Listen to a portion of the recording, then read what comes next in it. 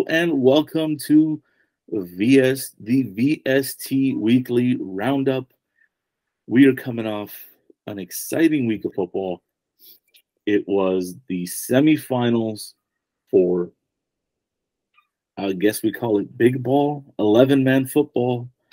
The semis were hard-hitting and there was a lot of action. We're not going to go into all of it. We'll be very Valley-centric because we had 3 games in the finals. We had an 8-man final and the girls' flag finals, all Valley represented. So we'll jump right in it. But before we do, joining me, as always, we got Kenny Hodges and Kaylie Harden. How are you guys doing? Fabulous. Was at the Breakfast of Champions this morning.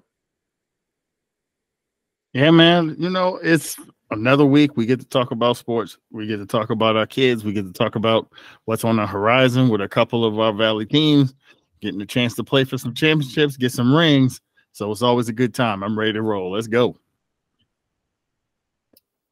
All right. And we'll get into it right away. So we've got 5 games we're going to be kind of divvying up as we get into it. Open division, Birmingham took care of business against Carson. This was kind of a boat race in the end. It was 35-6. Over in D2, Chatsworth pulled away from San Fernando. It was a 49-28 final there. In the 8-man bracket, we had an upset that we were kind of watching out for. Anemo Robinson defeated Fulton 22-14. You'd remember when we talked about this matchup last week, we said Anemo was the only team to put up real points against Fulton, and they did, and their defense held tight. In the flag division, the first year we have girls flag football, this was awesome. The entire division was exciting. We were not able to get out to nearly as many as we wanted to, in all honesty, because the schedule is a little challenging for us to work around. But mind you, we're working on it. Next year, we're definitely going to get to a bunch of those.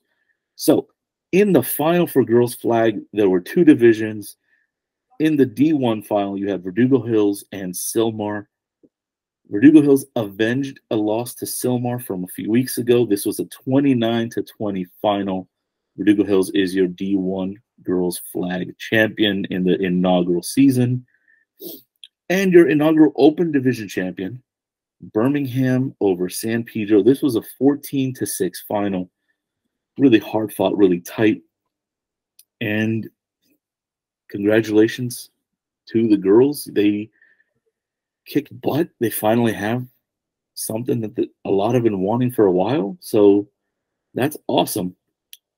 And that's what I have there. We'll kick it over to Kenny for his news and notes real quick. Take it away. Yeah, so like I said, not much on the news and notes front for this week. We didn't have many matchups to really kind of delve into as we've kind of headed into the semifinal and championship portions of the season. Quick note on Birmingham and Carson. Birmingham extends their winning streak. And now we're at a point with them where they're 1 win away from having a complete senior class that would not have ever lost a game in the city section. I think that would be an amazing accomplishment if they are to get their roses bunches to get that done. In the Division II championship, we'll get in the Division II semifinal between San Fernando and Chatsworth. Don't let the final score fool you. This game was a lot more competitive than it may have appeared to be. There were a couple of plays that happened, kind of a couple of big plays that kind of changed the momentum and changed the scoreline in a way that kind of made it difficult for San Fernando in the end. But again, congratulations to San Fernando. This was a team that had a really rough, tumultuous season the year before to come back with a double-digit win season. That is something that a lot of those seniors will be able to hang their hats on. And like I said, look out for San Fernando in the future. They still have a lot of young talent, including players like Melvin Pineda, who showed out in the playoffs and during the regular season. He'll be back, and San Fernando should still be challenging at the top of the Valley Mission. And again, moving on into the 8-man championship, yes, it was a bit of a shock to see Fulton go down.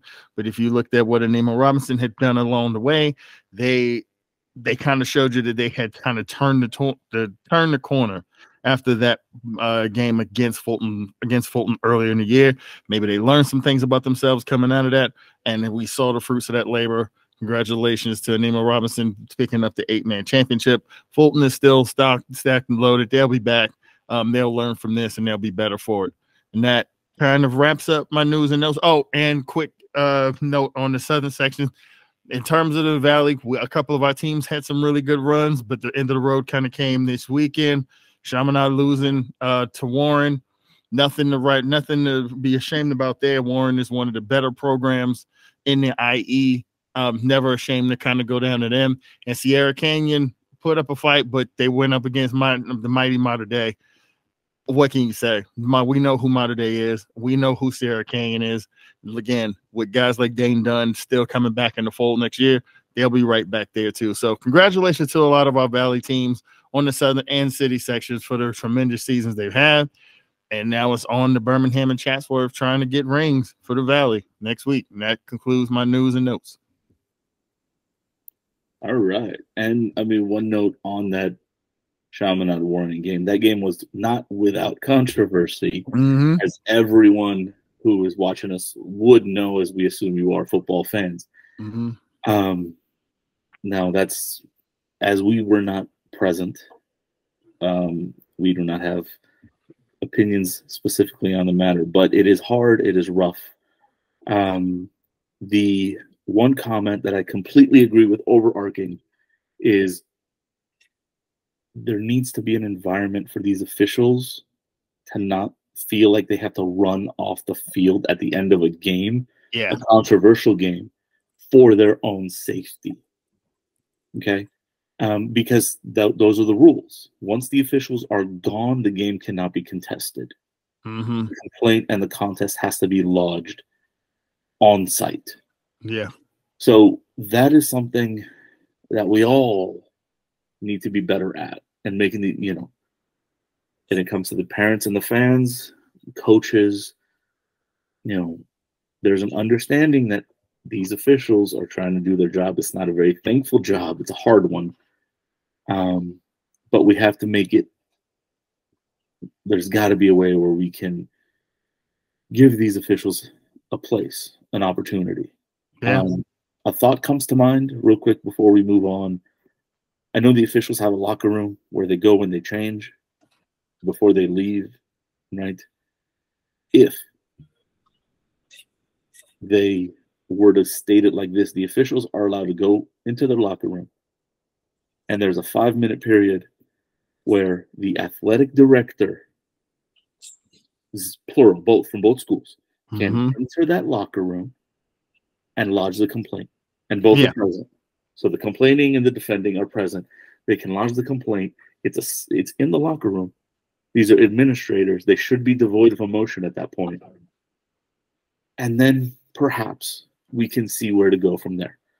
That would be my idea that I would give to both City and Southern section when it comes to something like that. But again, congratulations to Chaminade. They played their butts out this year. They played their hearts out. Tough way to go, but hey, again, like you said, there's no shame in losing to a program like Warren.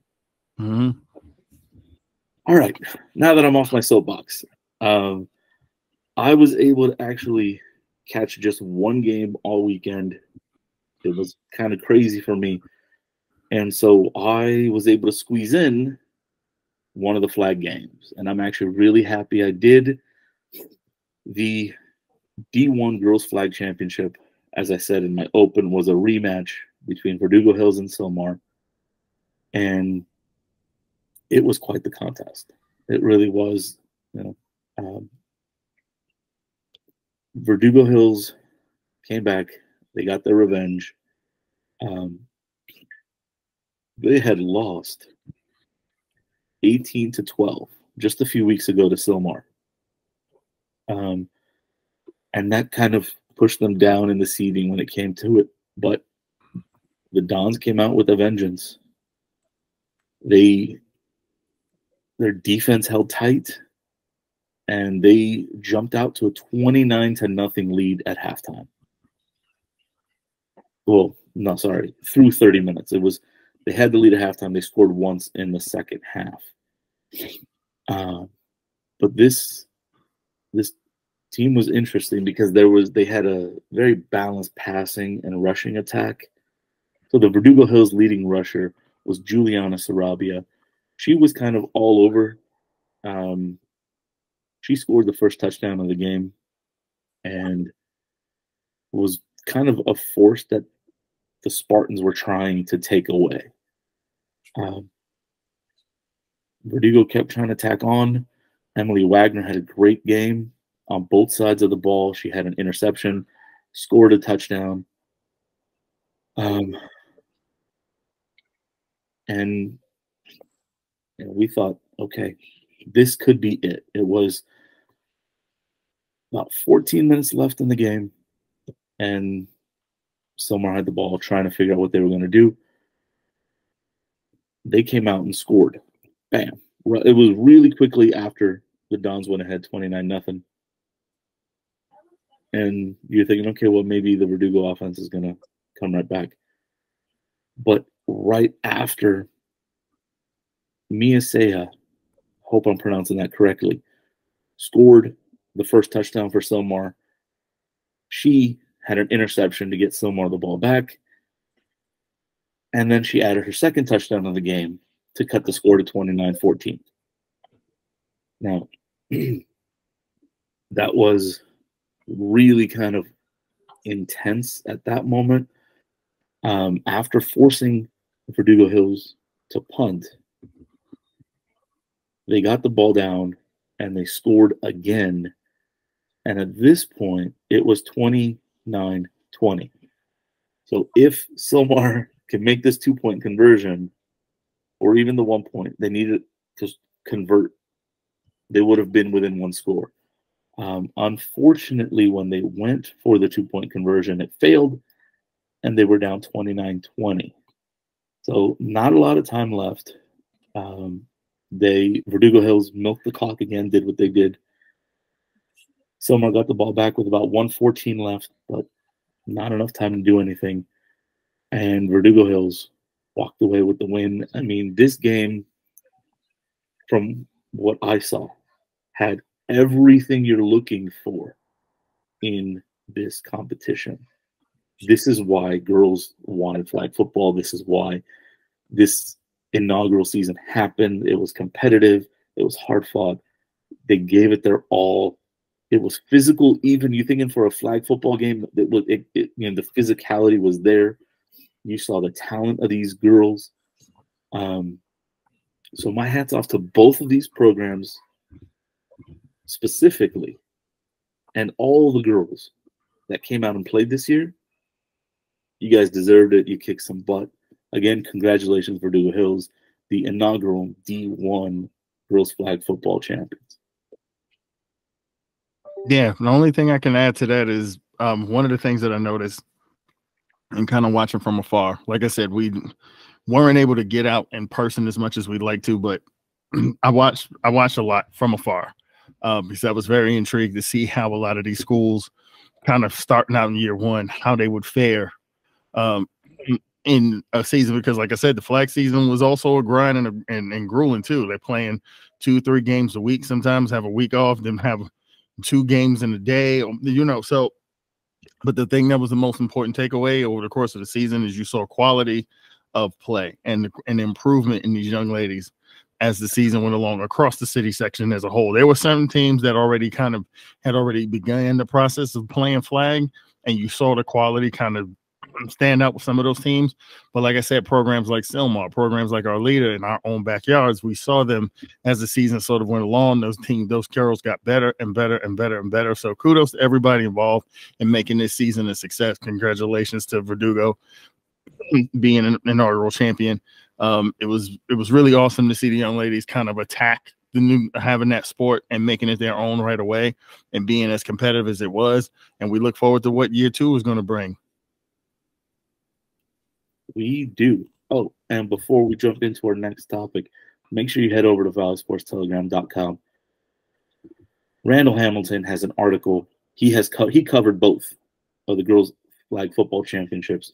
So go to the website, read the article on the Verdugo Hills Sylmar game, read the article on the Birmingham San Pedro game. Both of them were really good. Go there, get his thoughts, see what the coaches had to say, see if any girls were available to speak. It definitely is an exciting time for that. So moving into 11-man football in the open division, Birmingham hosting Carson. Like Kenny noted in his news and notes, this Carson team had been among those gunning for Birmingham, and it didn't necessarily play out anything close to that. Like we noted in the score, Kaylie was there. I'm excited to hear her take on it. Take it away. So I've seen more Birmingham games probably than any other school this year, which was a big difference from last year. I felt like I was all around the valley getting to know different teams. And so after seeing and becoming so acquainted with, the performance that they can put on, I was excited to cover a lot of their games this year. And they've had a really great season. Like you guys have mentioned, those kids haven't lost a city section game in God knows how many years during league play.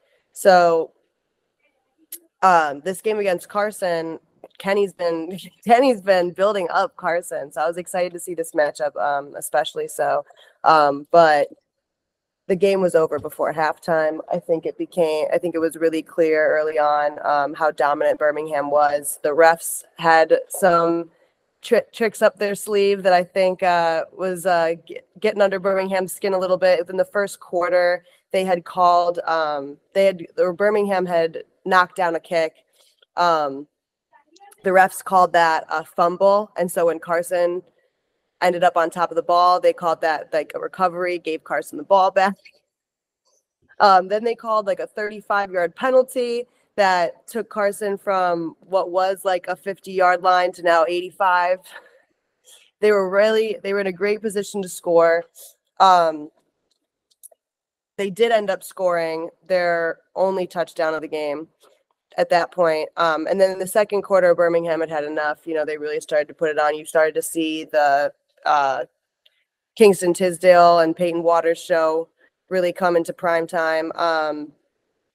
There wasn't really much action going on in the second half, though. I mean, like I said, by halftime, the score was already at 28-6. So the second half was pretty much a stalemate, but there were great performances by Ronell Hewitt, especially. He had a couple runs, couple touchdowns. They actually called a unsportsmanlike conduct penalty on him right at the end of the game. It was very uncalled for, the penalty. It wasn't anything different than how we've seen him celebrate in the past.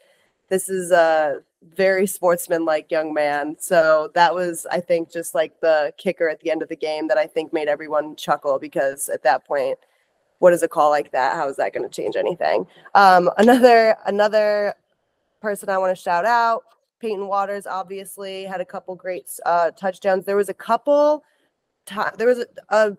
drive in the game where he had two really great catches, and they brought both of them back and then made him run the same play for a third time. He ended up being able to convert on the third down that time, but he didn't get the score, which was ridiculous. They ended up after that run, though, I think he did end up being the one to put it in the end zone. Another shout out I want to give, Antrell Harris had a touchdown and some good first downs this game, and interception late in the game by JoJo Adams and Caden Chappelle for Birmingham. So those two gentlemen I'd like to give a shout out to as well. But all in all, great season by Birmingham. We're excited to see them in the city finals. Yeah, and the thing is, to piggyback on your point about Peyton Waters, he's a guy that we know how great he is. We maybe haven't talked about him as much as some guys this year, like Corey Hall and some of the other kids sort of coming making waves, because like I said, when you're part of a cog that is as dominant as Birmingham, you're not always, we know how great you are, but you're not always going to stand out. And this has been a year where they've kind of asked him to do a little bit more of everything, as opposed to kind of being just a bell cow who carries the whole deal. And sometimes that means your numbers are not going to look as great as they probably could be if they were trying to force the ball to you all the time. So you kind of blend in. But you want to know how to take a team that comes in with a bunch of zeal and gusto thinking they're going to beat you? Take one to the crib right out the mother bleeping outset of a ball game, like right off the bat. Like if any hopes and dreams that Carson had that they was going to come in here and do something, Peyton Waters right at the beginning of the game let you know, like, no, this is our house. I run this, and y'all going to start down a tutty right off the bat, because that's just how I get down. So yeah, Peyton Waters was somewhat of like a dormant volcano this season. I think that they since it being his finale season, I think they definitely tried to, you know, strengthen the other parts of their team and use those and demonstrate those strengths throughout the season, so that way this team is prepared for next season when they don't have Peyton Waters. So you didn't, like you said, you didn't see the stats from him that this season that you might have expected, but when games got tough and when there were worthy adversaries, they knew exactly who they could lean on, and they knew that Tisdale and Waters were gonna get it done for them. So oh yeah, the dormant volcano came back to life and showed them, do not mess with fire. Oh yeah, when you need a play, go 10 to 17. That's all you need right there. So, you know, like I said, and kudos to Birmingham. Like I said, Carson, it was unfortunate for them that they lost their starting quarterback so close to the postseason, because I don't think they really even had enough time to sort of prepare to play a different way with the amount of time they had before getting to this point. But there's no excuses when you get to this point in the season. Like you got to come in with whatever you got.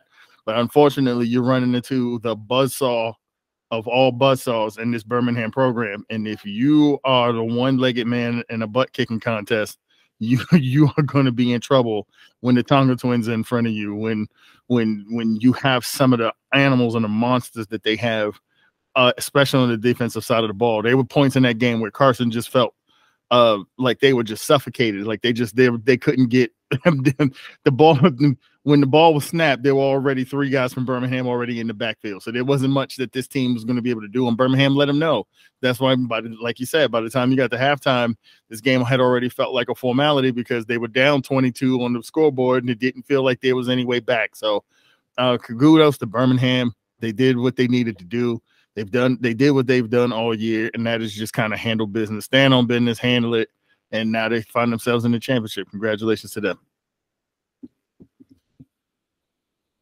And if you're going to share any part of this on your story, Birmingham football, make sure it was that compliment by Kenny.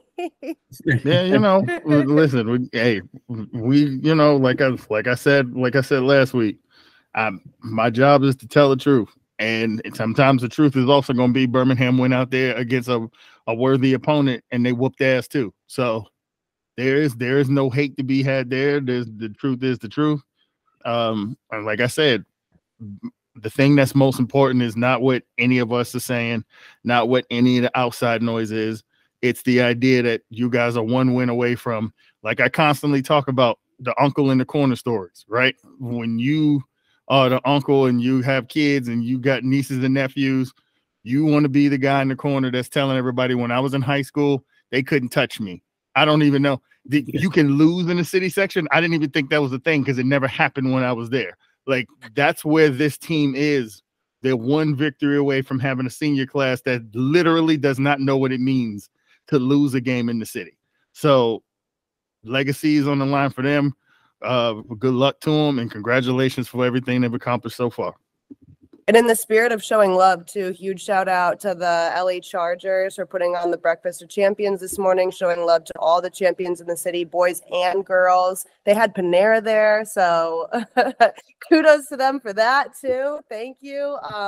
But it was really nice to see everybody together and see how the coaches spoke on these kids that we see them week to week putting on the football field, but the coaches were able to speak to what these ladies and gentlemen are doing off the field as well. GPAs, ways that they're involved in the community and giving back to their communities. I think it was Crenshaw that today their team wasn't there, their coaches were to speak on their behalf, but they were actually out giving out turkeys.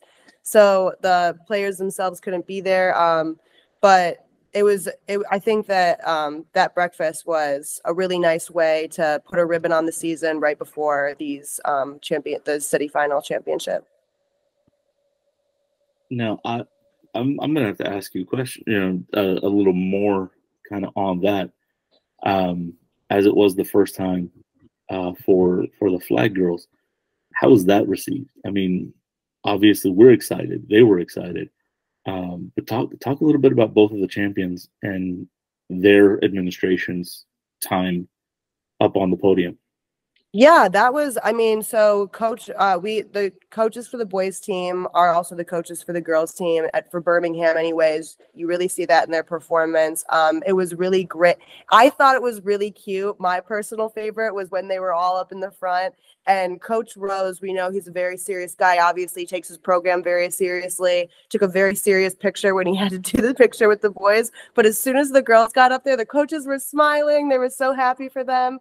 I think it's really great, especially in their inaugural season, for the girls to get celebrated and put on the same pedestal, or in this case, on the same podium that the boys are being put on, just to like celebrate all their hard work, know that their efforts and their sport that they're playing is taken just as seriously as how the boys are. And I think it's not only encouraging for seasons to come and building up these rosters and these programs in all the schools. It's very motivating for the coaches as well, to be able to celebrate their teams. And maybe we have more of that from all the other schools around the valley, as these boys team coaches getting their hands into the girls team as well and building those programs up to be of the same caliber. Another thing that was exciting was they did raffle off a game or a Chargers ball at the end of the breakfast, and one of the Verdugo girls was and there was everyone together that was in the raffle, and one of the Verdugo girls actually won it. So that was cute too.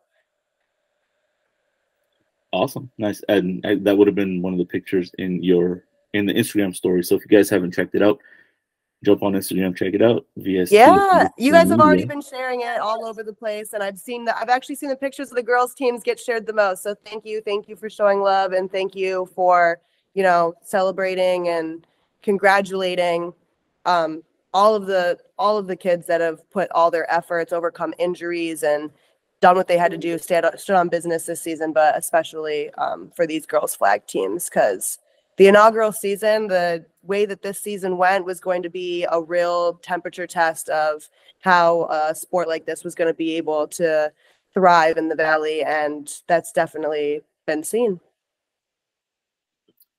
Awesome. It's exciting. And so that leaves us with one more game to kind of dig into. Kenny, you were going to dig into San Fernando Chatsworth. This game was really close at halftime, and then it wasn't. But I'm going to let you take it away from there. Yeah, this was an interesting game because, well, one, before we even get into any of the minutia, let's, like I said, once again, sort of congratulate both of these programs for the seasons they've had. Congratulate them for getting to that point where they met in the semifinal to guarantee a Valley team would be in the D2 final. These are two programs that have sort of really sort of handled business and in a lot of ways kind of surprised with how they played this year. And this game was very competitive. Sometimes the final scoreboards can lie in terms of how competitive a game actually is. Like, especially like when you look at this game, it was definitely a tale of two teams when you talked about San Fernando in this ball game. The thing that kind of came across about this program is something that we learned all year, is that there is no quit in this bunch, in this Tigers bunch. They're a well-coached outfit. They were the kind of team that even if had they been able to pull the upset, you wouldn't have been surprised because of the mix of veteran leadership, but also with some of that young youth exuberant talent that's going to kind of bolster the program kind of going forward, but was just the right amount of young talent infused to the senior bunch that they kind of took off like a rocket this year, and had a double-digit win season. This game was interesting because Chatsworth got off to a good start. Both defenses kind of settled in early, and then Chatsworth put up a touchdown early in the second quarter. There was a turnover that allowed Chatsworth to put up another quick score, and they were down, and they were up 15-0. They were off and running.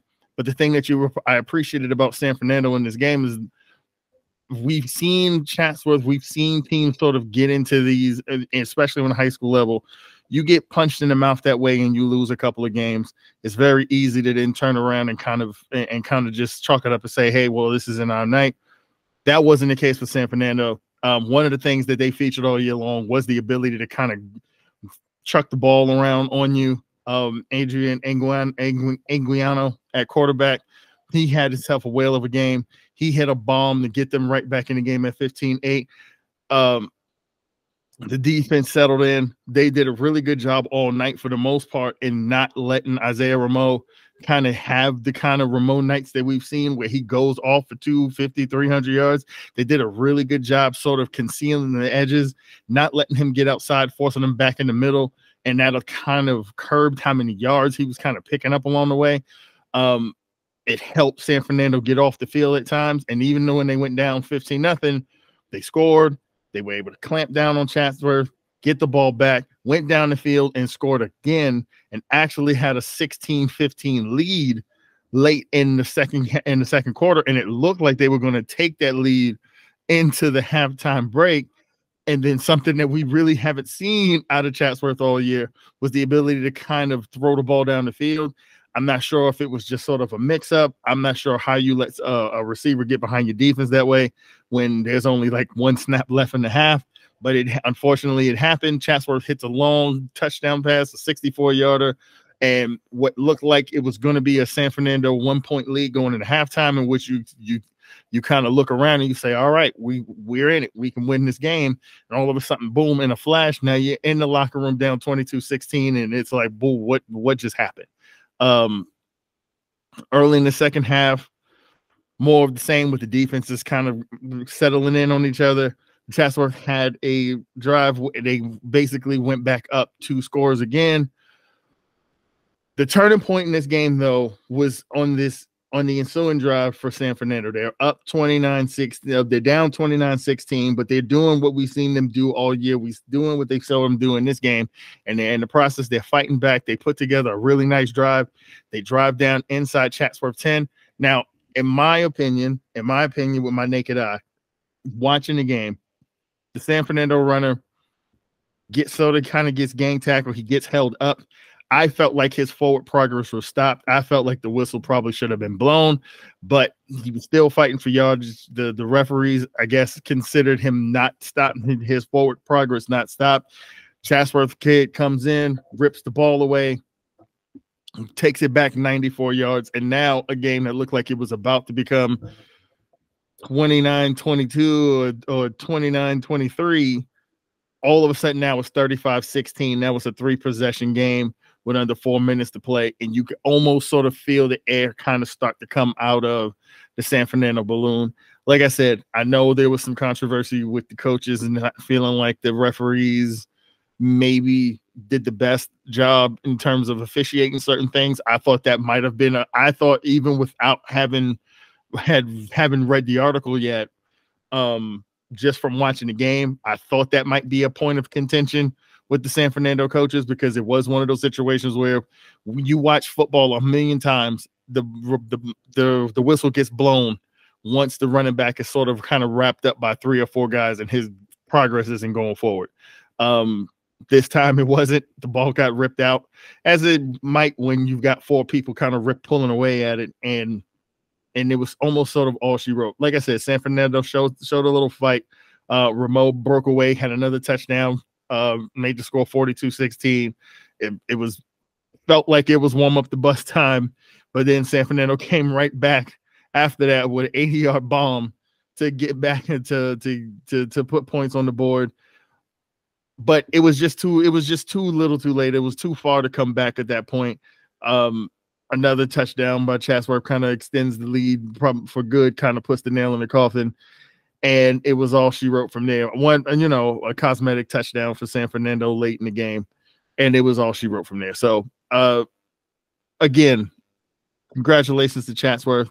Yes, this was a game that wasn't without its controversy. Yes, this was a game that the final score is not indicative of just how closely these two teams played each other, because San Fernando really did do a good job containing Remote. Even though he found the end zone a few times, he didn't have the back-breaking 80-yard touchdown that you normally get from Isaiah Remote. Like, all his yards against San Fernando were earned, and that's all you can ask for. He's not a running back you're going to stop. You can only hope to sort of contain, and they did that. They did that enough to keep themselves in the game, but a mental lapse here, a 50-50 call there, and a game ends up being a 3-touchdown game. But it really, you take away those two plays, and this is a one-score game that really, to me, in my opinion, could have been the kind of game that went down to who had the ball last if a couple of those things don't happen. But all in all, again, great season for San Fernando.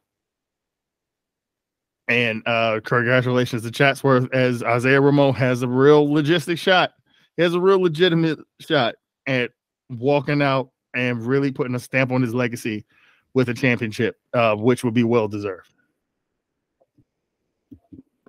That it would. There's numerous seniors here under Coach Street that would have a well-deserved championship, and he himself as the leader of that program. But yeah, go out, valleysportstelegram.com, read the article. Richard Espinoza, hell of a write-up. So go check it out. It's live. And you can pop in the comments, let us know what you think if you want.